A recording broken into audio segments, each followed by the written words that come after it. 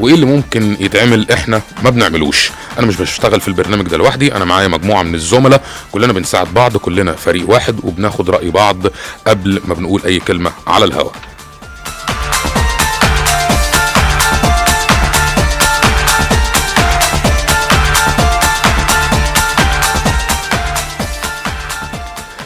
بنبدأ النهاردة بملخص لأهم الأخبار اللي حصلت في الثلاث أيام اللي فاتوا.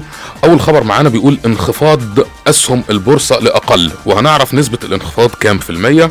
ورئيس تحرير أخبار الأدب يصف صفوت حجازي بأنه، وهنعرف رئيس تحرير أخبار الأدب الجديد وصف صفوت حجازي بإيه. وسيدة إسرائيلية في 70 من عمرها تشعل النار في نفسها، ليه بقى؟ ده اللي هنعرفه كمان شوية. ومنسق ملف الخبز ببرنامج مرسي لل100 يوم يكشف إهدار، وهنعرف كام الرقم بالظبط اللي بيتم إهداره في ملف الخبز. وشركة أبل تحذف، وهنعرف أبل حذفوا إيه بالظبط. والطب الشرعي منفذوا هجوم سيناء ملابسهم عسكرية وأحذيتهم صنع فيه، وهنعرف اتصنعت فين بالظبط.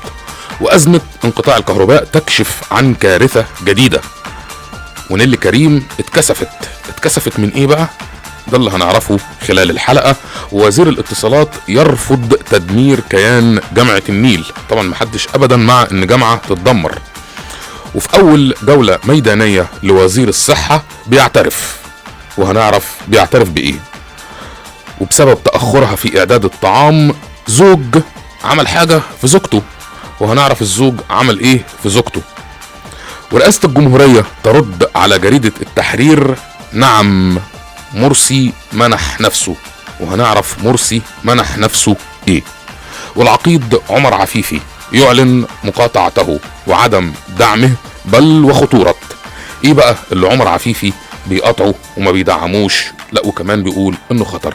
اسيبكم مع ماما مية لفريق الابا، اغنية سنة 75، وارجع لكم تاني في ابو رجب وحكايات ليها العجب.